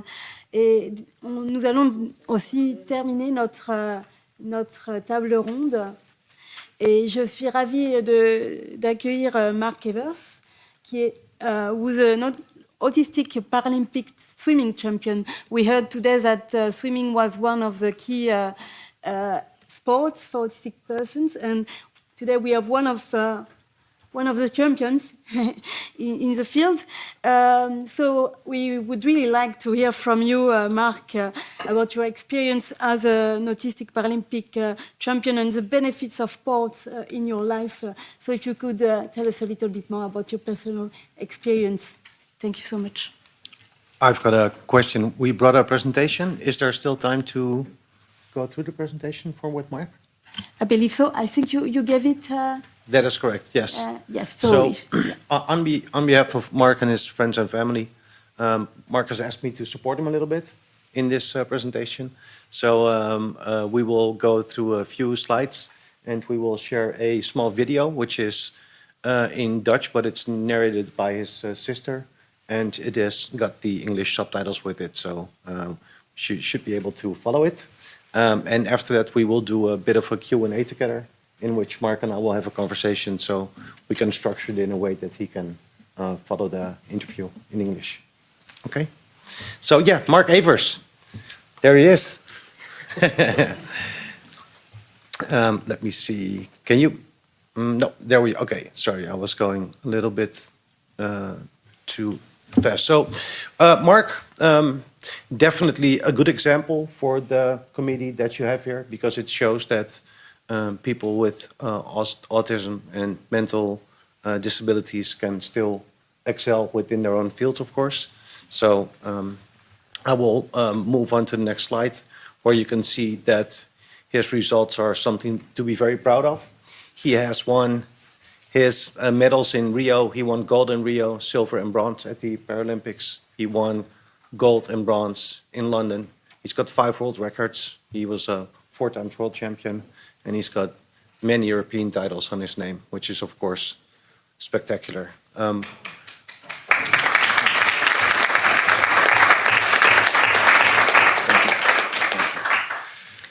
Can we start? Yeah, thank you.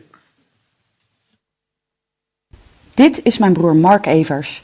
Hij is meervoudig Paralympisch kampioen zwemmen in de categorie S14. Hij heeft een verstandelijke beperking en autisme, wat bepaalde dingen in het leven een beetje moeilijker maakt. Maar wat is precies het verschil met iemand die normaal begaafd is? Hun signalen komen veel sneller, die komen direct door.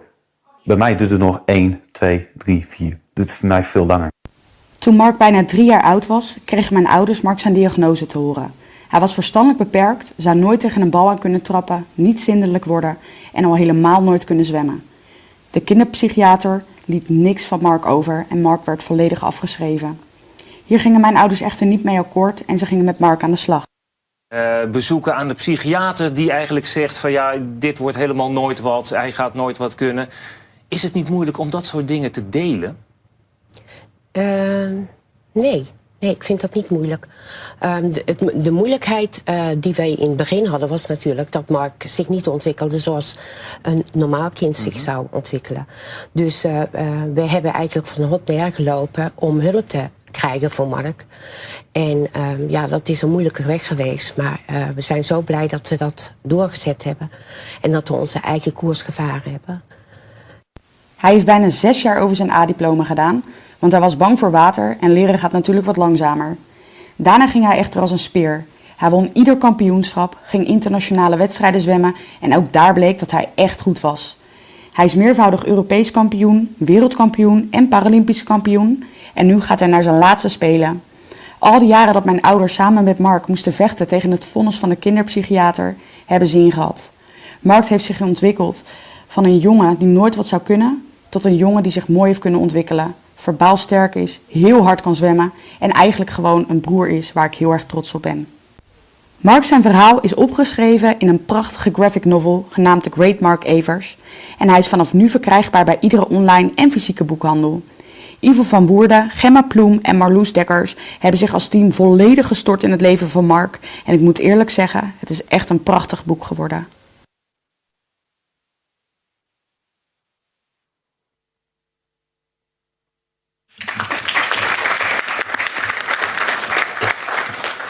It's worth mentioning that the graphic artist for the graphic novel is also in the room. There she is, Gemma. So, yes.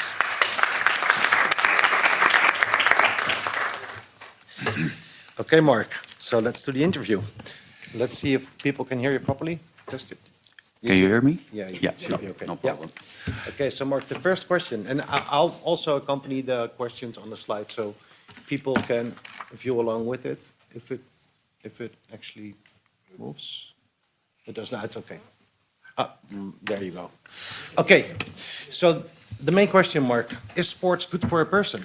Of course, it is for everyone is a good person, but I think with autism is especially important because you are busy with yourself. It is good for your health, and it is also very important because you make also if you make a connection with people. It is for autism. In my experience, it opened my world. I have interacted with people, with other countries, other cultures. You learn so much from it. It is beautiful. It is the I think the best day things happen that I joined swimming. Absolutely, yeah, because it really opened your world, right? Yes. And so you're a Paralympic athlete. Now, what makes you a Paralympic athlete? Why I am a Paralympic athlete? Because I have a mental disability, intellectual disability, and the man before me, next guy from the before one, the Portuguese and the other one. Oh, you mean the person? He's gone already, but he stole half of my text. Yeah. But I think it is. I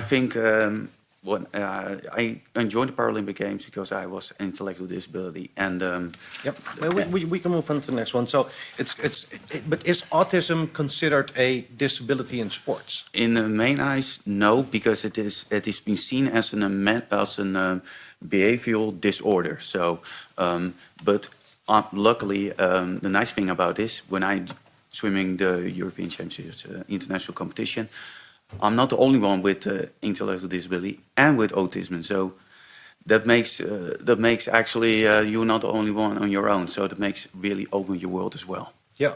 Hey, and can you explain the key differences between the Paralympics and the Special Olympics?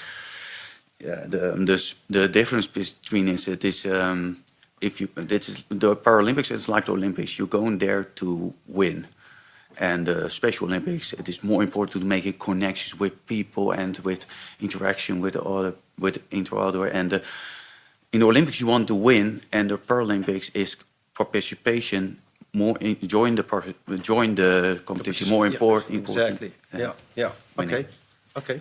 Very good. All right. Hey, and if you just have autism, are you then eligible to join the Paralympic Games? Only if you have autism, that is no problem. But you need to have also another disability as well, as a physical or have not a good sight, or have visually impaired or visually you have impaired to have some disability. of intellectual disability. Exactly. Yeah. And if you are only have autism, you can of course compete in the Olympic Games, of course. Okay. And which platform do you feel is best for the autistic people to reach their full potential? Now, if you want to compete in the highest, if you want the highest, then it's the Olympics or the Paralympic Games the highest goal, because you can compete with the best people in the world, and there's absolutely no difference between if you have autism or with normal people. You need to compete with the best, but sports is still important, because even you're not a professional, you can still enjoy. You can still interact with other people. If you have not that goal to be the highest in goal, still sports is very important, because you will interact with people. And what I said before, it opens your life. Yeah, absolutely. And do you feel that autism has helped you? Yeah, because my father always says, it is my greatest strength. And your disability is your greatest strength. Yeah. And so, but then again, which problems that were related to your autism did you encounter during your elite sports career? Not actually. It was not too bad, because I was swimming in a national federation, and you got structure and things were organized, right? Yes, and there also when we are in the competition, you have protocols and they say, well, you need to be on time, and if they didn't go well, I can also go when your training go well and stuff. You can also go to the sports cycles. So you had some additional support already there, right? Of course. Yeah. Yes. So that's great. Yeah. Hey, and so what you're saying is there aren't many problems then in elite sports? It became clear that I was more talented than an average person, so I want to train more than in a club with no disabilities at all. But it was very difficult. I was rejected 3 times before I was joining, and we talk about 15 years ago. And when I have conversation with my family, there were very concerns. What become clear, there was so fear they can provide me the right guidance, and that was the bigger obstacle. But that is unfortunately lots of change in the Netherlands. So it is also very important to be open about your disability, because people, if you talk about, hey, I have autism, I have also intellectual disability, and you explain it to them, they will understand that. Yeah. And it gives a better understanding. Yeah, and people knows also around you, oh, that is how it is. Yeah, absolutely. Hey, and have you ever struggled with your autism during a major event, a major tournament? Yes, the Paralympic Games of Tokyo was a traumatic experience for me because there was also everything was unpredictable, and also the interaction with all athletes was difficult, and I was burned out, I was overtrained, and I didn't feel safe. The road to the Paralympic to Tokyo was actually a nightmare because of the COVID and the pandemic. And after the games, after the Paralympic Games, I decided to leave the national team.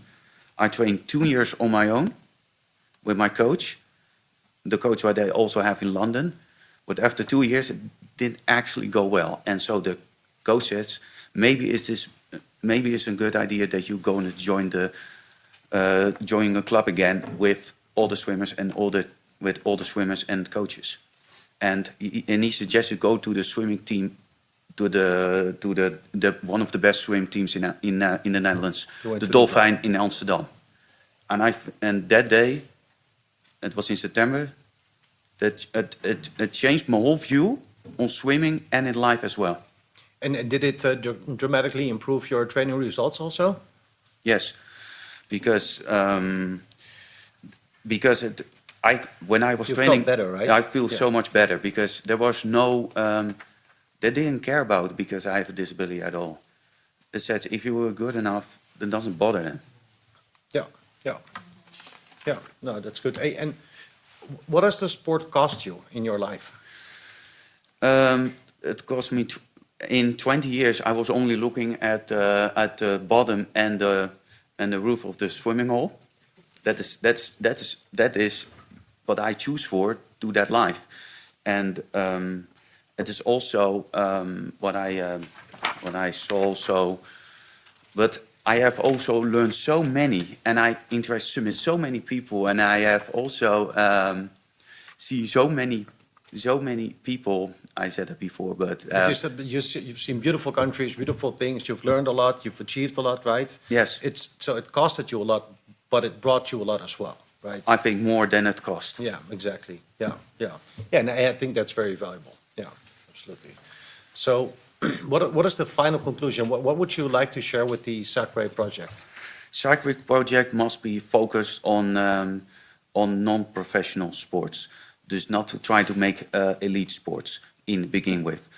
There need people with autism. You see the barrier between some is still very difficult, and the Sacree project needs to be focused more on people getting to sports. That is so much more important. And then as they discover their talents, they would then further continue into elite sports where they have different budgets and they have. Yeah, because if someone gets talent, there's someone has a talent. They need to try to support them to look, hey, this places you can go to if you want to improve yourself more. Yeah. Okay, great. Well, thank you, Marc. I think you did wonderful. Absolutely.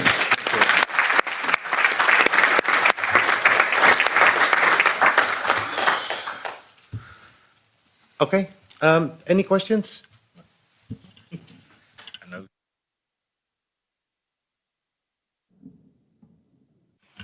Thank you so much, Marc. It's an honor for us to have you present here today.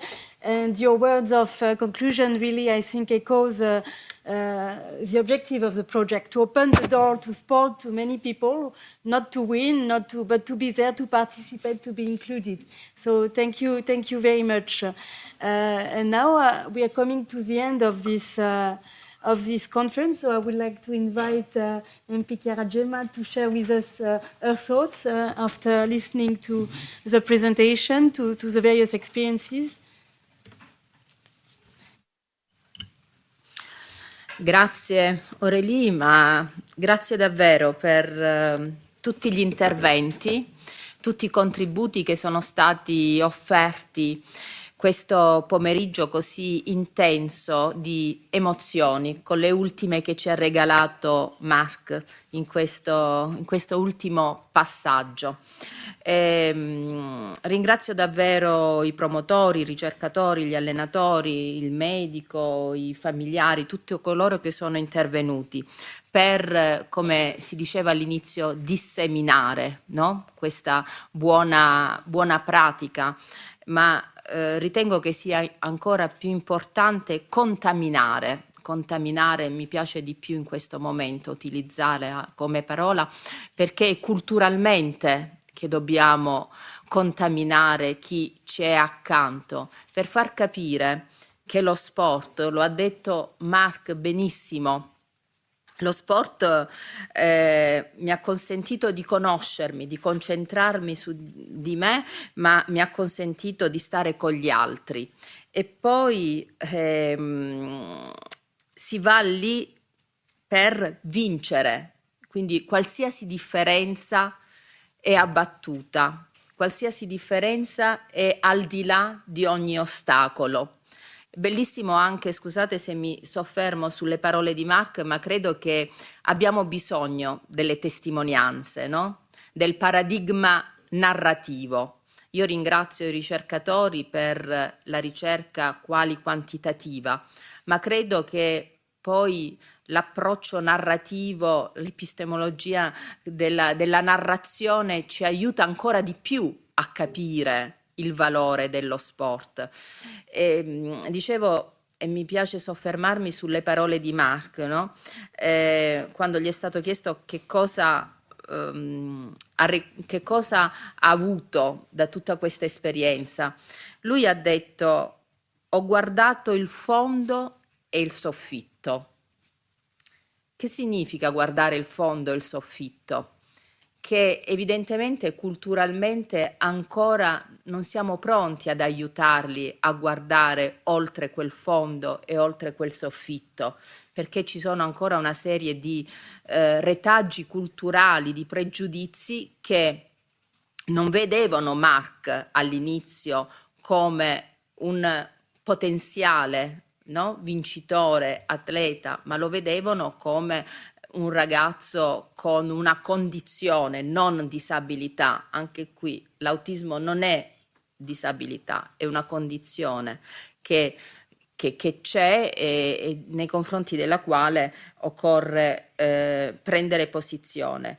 Ma poi Marc anche ha detto: papà mi ha insegnato una cosa, ovvero che la disabilità era la mia più grande forza, no? E quindi su quella forza ho costruito questa mia consapevolezza e questa mia possibilità di raggiungere i risultati che ho raggiunto.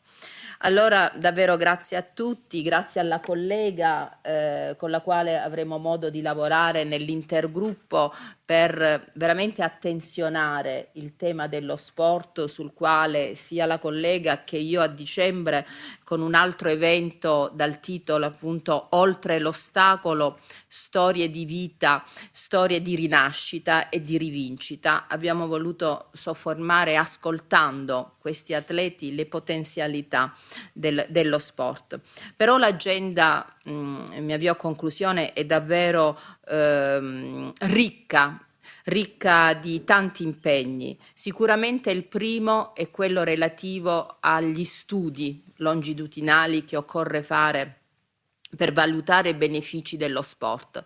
Ci sono ancora poche evidenze scientifiche, abbiamo bisogno di più evidenze scientifiche perché il numero di persone nello spettro autistico sta aumentando vertiginosamente. La nostra società, le nostre scuole, i nostri contesti sono sempre più frequentati da bambini e bambine con autismo, quindi sostenere questi studi, la ricerca, diversificare i programmi di sport, anche questo secondo me può essere uno degli obiettivi che occorre raggiungere, e poi formare allenatori e operatori. La formazione, credo, è stato ben sottolineato, è fondamentale per poter accompagnare in questi traguardi queste persone. E non per ultimo l'implementazione di tutte quelle tecnologie, credo, per il supporto sportivo possono essere un ulteriore incentivo perché si possa lavorare davvero meglio. Chiudo ringraziando davvero ognuno di voi perché cosa possiamo dire? Che un'Europa più inclusiva è sicuramente un'Europa più forte, anche se su questa parola inclusione ci sarebbe da riflettere molto, nel senso che siamo bravi a riempirci la bocca, no? Come si suol dire, di questa parola, quindi siamo bravi dal punto di vista retorico, meno bravi dal punto di vista pratico dell'azione. Lo sport, perché questa Europa diventi ancora più inclusiva e più forte, è sicuramente uno dei pilastri a cui rivolgeremo io e la collega grande attenzione, grazie al vostro contributo. Grazie davvero.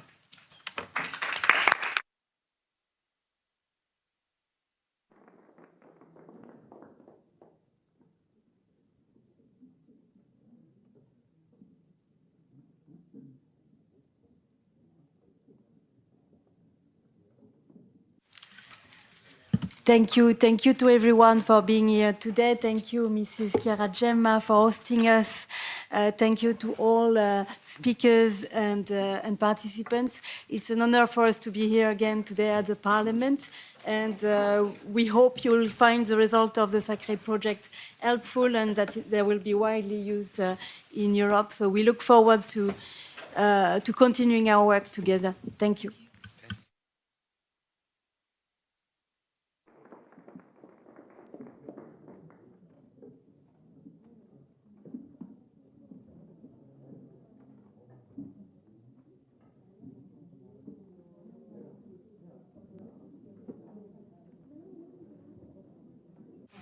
Nous allons faire une petite photo ici.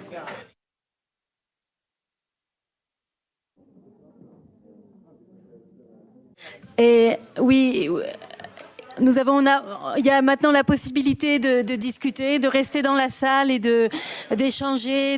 Il y a des jus de fruits. Et donc voilà, n'hésitez pas à vous servir, à prendre une boisson. Vous êtes les bienvenus.